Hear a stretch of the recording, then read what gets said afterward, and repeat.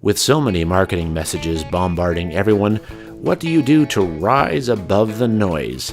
Authentic and thoughtful marketing could be the final frontier for marketing in business. Sit back and enjoy as we interview the principals of real businesses as they talk about their distinctive and authentic approach to reaching out to new prospects. When you rise above the noise, your marketing doesn't seem like marketing at all. I'm Jason Tanner. Welcome to the Zero Noise Marketing Podcast. Networking one person at a time could easily become a lost art. Is there a place for networking in your business? Is networking a big waste of time? Today's guest, Rick Frasso, pulls back the curtain and reveals how authentic and committed community involvement has helped him consistently grow his business.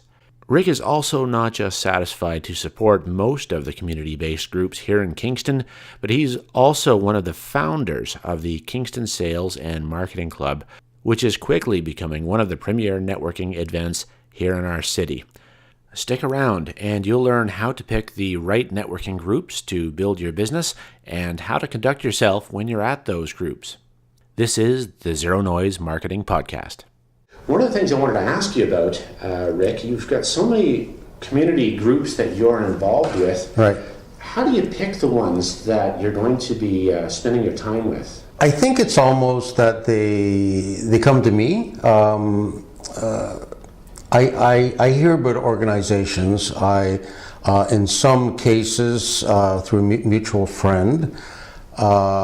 In some cases, I'm able to fill a gap, something they need. I'll give you an example. Sure. 100 Min.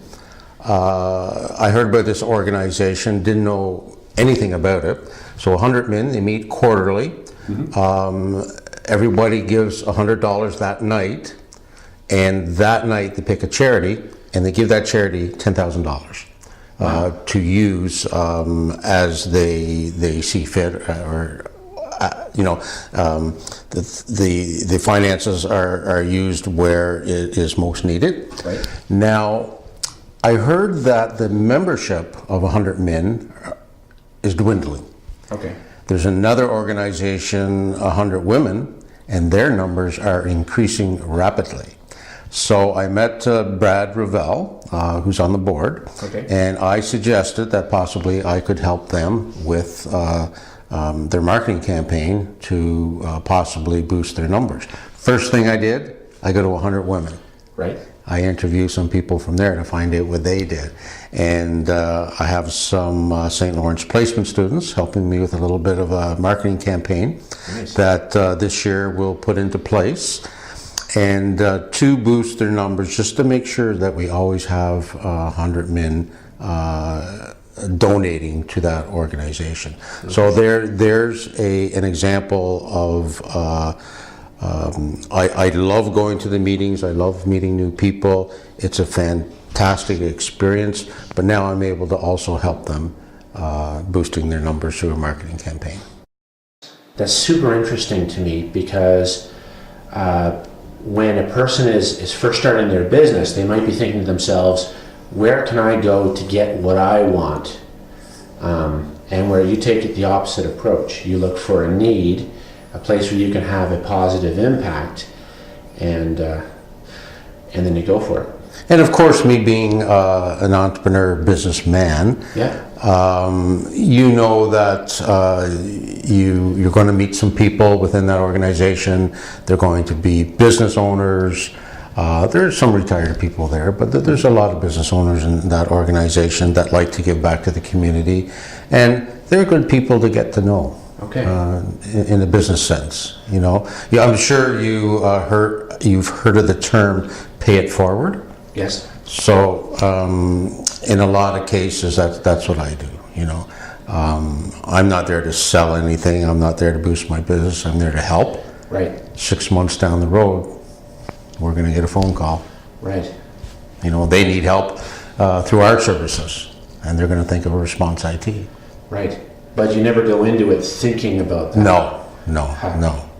That's really interesting. So you don't have an attachment to sort of a specific outcome. You just fill a need, Right. And trust that something good will come from it. Yes, exactly, yes. Oh, that's amazing. It's so interesting meeting new people. A lot of times I'll meet someone or hear of a group or a new business, and I'll go visit them, or I'll invite them here for a little chat, just to find out who they are.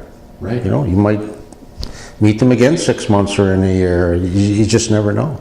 And I really find there's so many interesting businesses, so many interesting people in Kingston. Right. Great. Well, so what would you say to someone who's interested in getting into networking, specifically there? How would you suggest they get into that? There are several networking groups in Kingston. Kingston Connections is a great one. They meet Thursday mornings at Smitty's. Okay. They're a very referral-based business, but not because they have to, because they like the people that they associate with, and they trust the people that they associate with.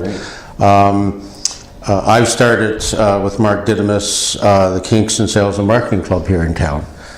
We started out with 6 people attending, and now we've had up to 30. That organization is not to sell, not to boost your business. It's a bunch of like-minded people getting together to learn about marketing. And the way I'm going to learn about marketing is by talking to other people, finding out what they do to their business. Right. We have a speaker the first Wednesday, and a good example would be you. You spoke at one point, and very interesting because not only do you learn about marketing from the speakers or from the people that you're talking to, but it's a great networking opportunity. You know, things happen. Things are going to happen before the meeting, and you're going to meet people after the meeting. Right. And that's another great marketing group. There's a smaller one called Kabam. Kabam. Yep. They meet at lunch at Mino's. There's of course the BNI. Right. And networking groups could be joining in the chamber. The chamber, I was at a mixer last night at Habitat for Humanity. I joined the Rotary Community Service Organization. Of course, another great networking opportunity. So my suggestion would be just get out there, meet people. Again, last night I was at a speaker series at Innovate Kingston in the town hall in Portsmouth. There's about 50 like-minded entrepreneurs there. What a great opportunity to meet people just starting out. Yeah. And there's a panelist there of some successful people. Great questions about Kingston and the community. Right. There's just so many opportunities. I could be out 5 days a week attending events if I wanted to. Absolutely. And here's a question. So when you're in a networking situation, the speaker or the usual agenda has happened, and now you're in a kind of an open social context. Yes. How do you conduct yourself when you're talking to people so that you can deepen the relationship? I become interested in what they do. I rarely talk about myself. I let people know who I am and what I do. But again, I'm very interested in what they do, and I learn from them. Right. I learn from possibly their mistakes or how they became successful or what they are doing now. And of course, we'll exchange business cards. Now, if you're going to exchange business cards, a lot of people, that business card might end up in their top drawer, never to be seen again. I suggest that make use of the business card, follow up with some emails, maybe every 3 months, every 2 months, contact that person again, let them know you're still around. Right. A slow way to build a lasting relationship, you know, so just don't drop it. Right. I've heard that referred to as the loyalty loop.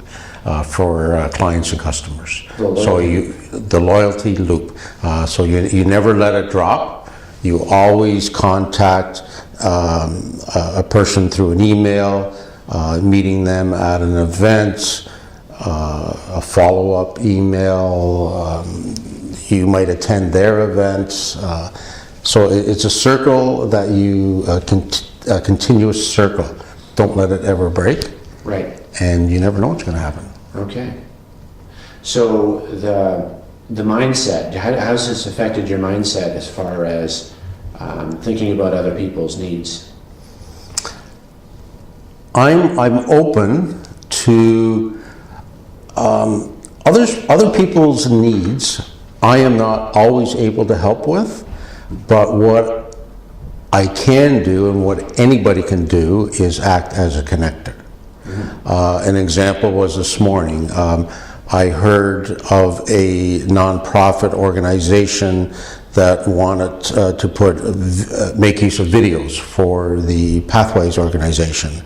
I happen to know a young man that wants to start a business in that industry. Okay. I don't have the skills, right, but I certainly know that he does. So I introduced them, and that's all I did. And he will now be producing videos for that nonprofit to be used in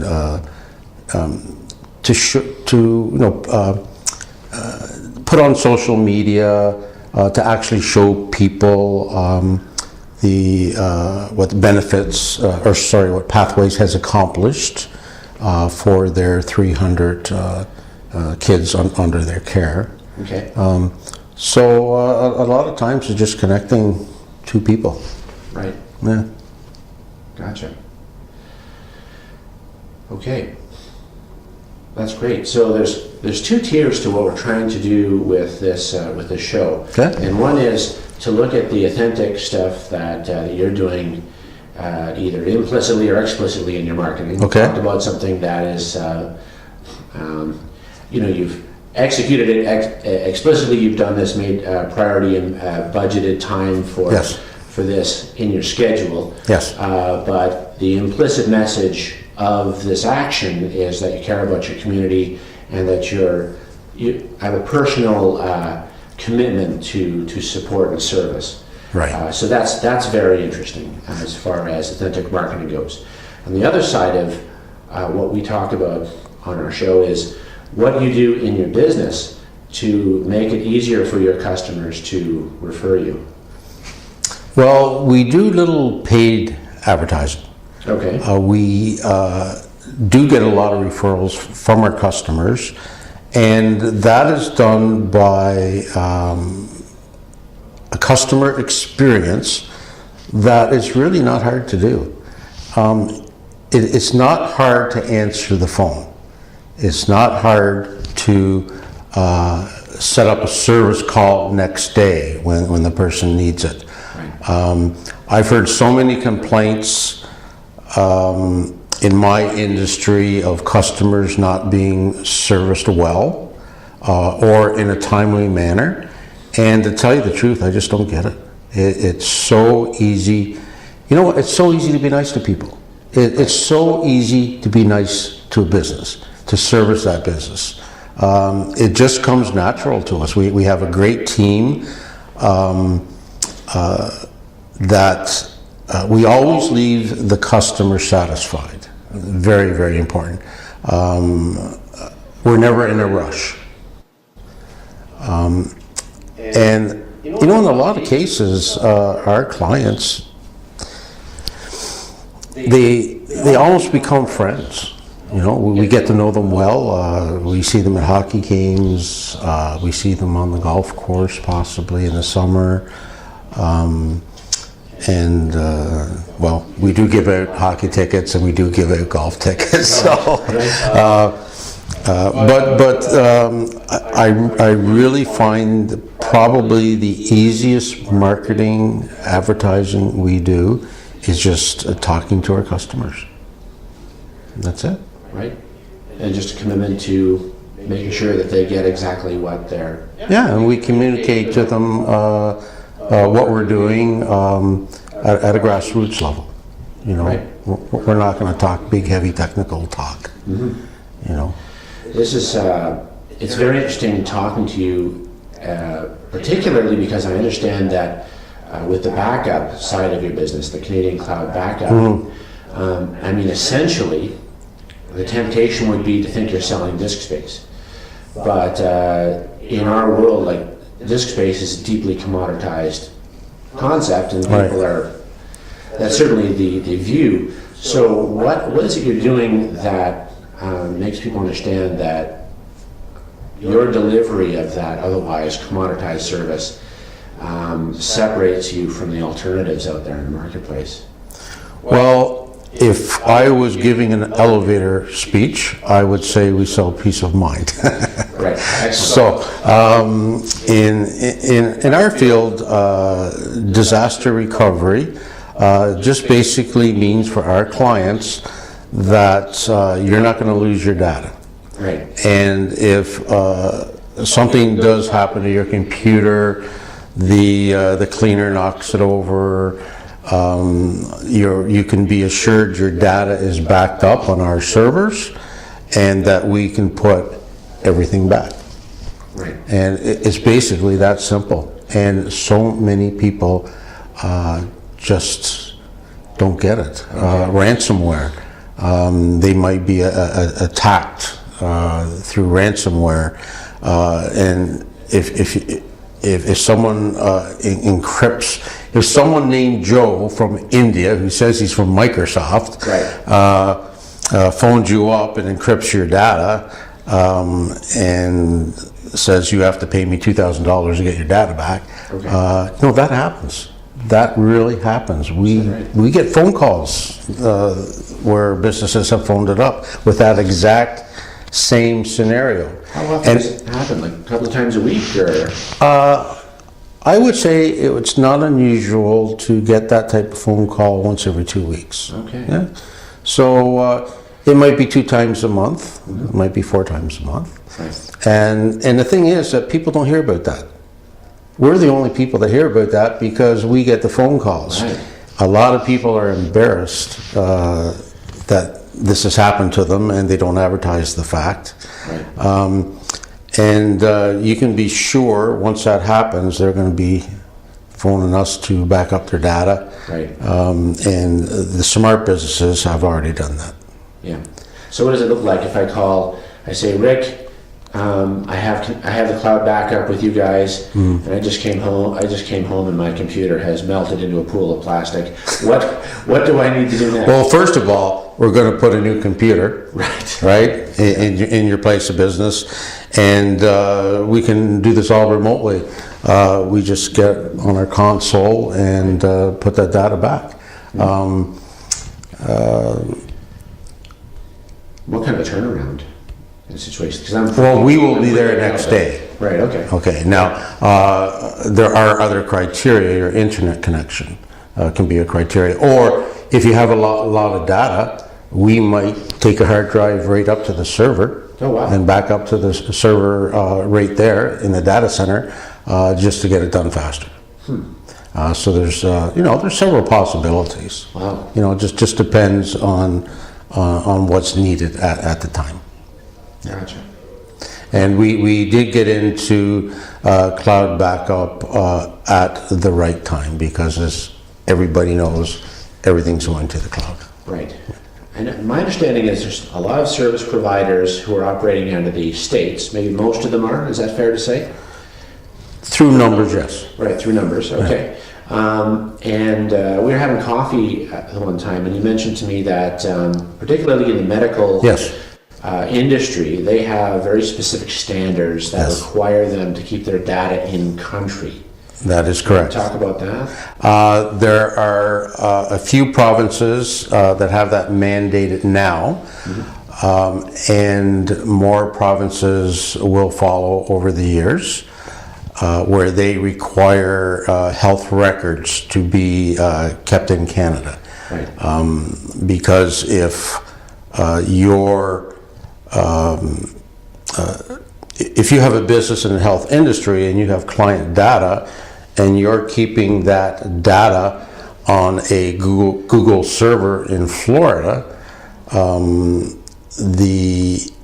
you have no control over security. Even the American government, there's a lot of talk. Well, Canada has a couple of organizations. The acronyms are PIPEDA, and that they mandate that the data has to fulfill a certain security level. You can encrypt data. So our selling point is that we do keep our data in Canada, and we have one of the highest security levels, and everything's redundant, so you will never lose your data. Right. So it's perfect insurance, really. Yeah. Yeah. That's a good way of putting it. Yeah. Right. Okay. Well, that's great. So it's nice to get a handle on what you do to strongly differentiate yourself in a market where people may have a hard time differentiating one IT company from another. Mm-hmm. So that's great. I'm glad we were able to talk about that.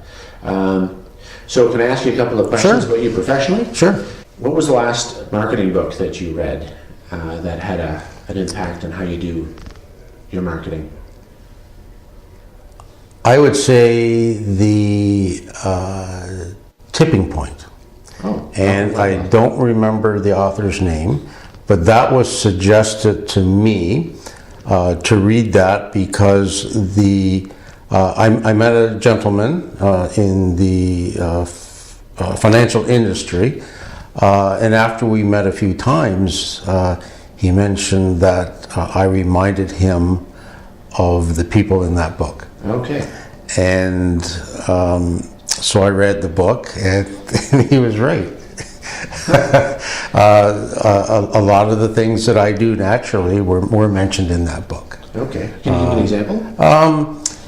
Well, I mentioned the word connector. Right. And Mavens. He talks about Mavens in his book too. Yes, right? Yes. And they mentioned in the book that the simple idea of being a connector can be a turning point in, let's say, the fashion industry. There were some examples of the fashion industry where in, I believe it was New York City, a few kids on a few blocks started wearing hush puppies. Right. And it was different. Mm-hmm. No one else was doing that, but the fashion industry got hold of that new idea, making use of an old shoe from years ago, from when I was young. Sure. And people started buying hush puppies from little convenience stores or just wherever they could find it, and everybody started selling out of these hush puppies because all the cool kids started wearing them. Right. And it became a multi-million-dollar industry just because a few kids on the New York block started wearing these old shoes. Gotcha. I find that so fascinating. Yeah, so do I. Yeah. Yeah.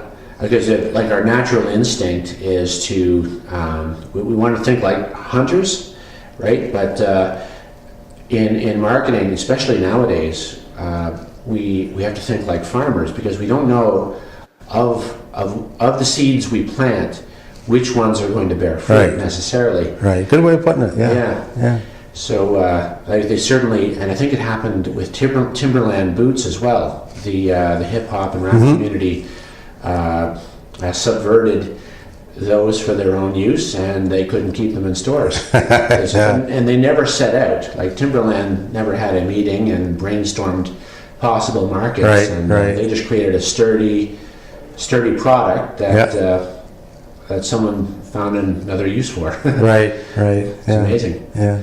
It kind of circles back to what you're doing with your network marketing too. There's no way of knowing where those seeds will find purchase. You know. Right.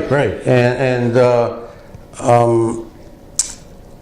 Another thought that I always have when I'm out there meeting people is I try to be creative, I try to be innovative, thinking of new ideas, something that's never done before. An example, I met Women Mean Business here in town, and we changed these offices into a showcase. I got everybody to clean up their office. We put a big black cloth on the table, and one office we had the Boys and Girls Club. We had someone selling jewelry. We had an artist. We had a massage therapist. Every office we changed into a showcase for a business from the Women Mean Business networking group, and we had wine tasting out front. That was just an idea that popped into my head. It was very successful. And you get much more enjoyment when you're doing something different like that, or you think of something different. That's it. And it stands out. You know, people still come up to me and said, "Oh, I was at your mixer 3 years ago," and they still remember that. Right. Yeah. Yeah. So, I mean, that actually triggers something in my own mind. That would you say that it's important to find a way to find joy in the process of outreach, rather than being miserly about budgeting? I got to do 2 hours a week or else. Well, I always say I have the best job in the world because I have fun doing it. Right. So that's what I do. What I do. That's why I own these businesses, because I enjoy growing businesses. I enjoy the process, and I have fun doing it. And I think that filters down to your team, which then filters down to our clients.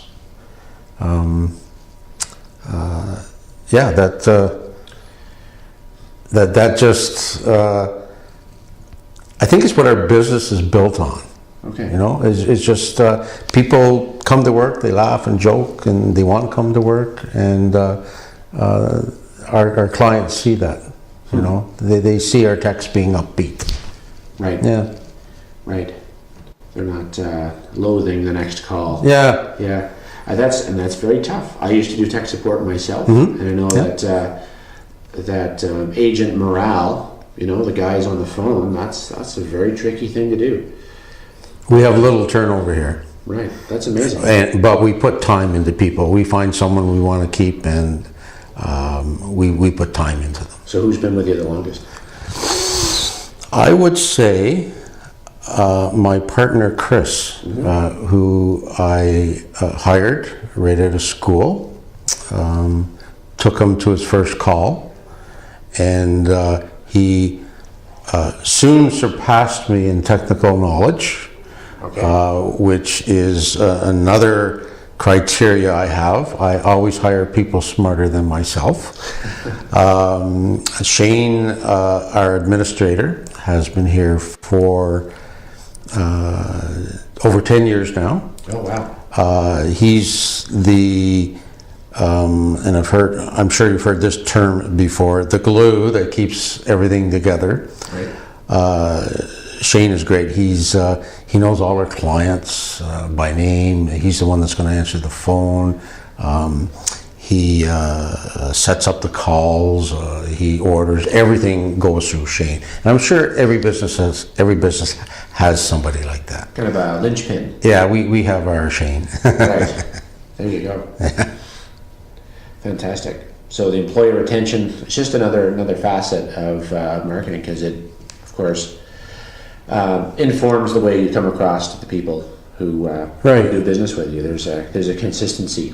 Right. Yeah, and if you have the same tech for 6 years, they must be doing something right. It's amazing continuity. Like most of us, when we call into a help desk, we imagine a sea of strangers, really. Whereas when doing business with Response IT, it's a small room of friends that are there to help you out. Yes, and that can be an advantage. even Canadian Cloud Backup. We're in an industry and we're playing with some, or partnering with some very large companies. But we have an advantage because we're small. We can turn on a dime, we can make decisions, we don't have a hierarchy of the C-suite. Right. And over time we found that's a very real advantage to us. Gotcha. So you're not locked down by a bunch of policies that are Right. just there to protect you from Right. your clients. Your policies are there to help you serve, not to protect you from crazy clients. Yeah. And we can put resources to a decision when it's needed.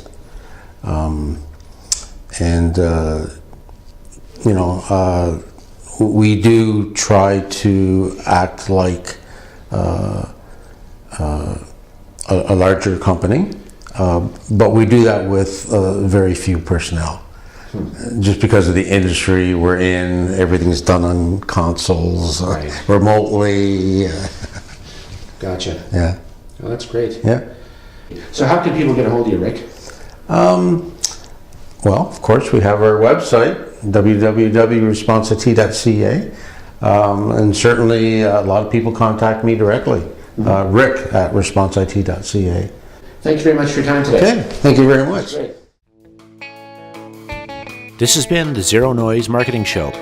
Connecting with the right prospects in an authentic way doesn't have to be complicated.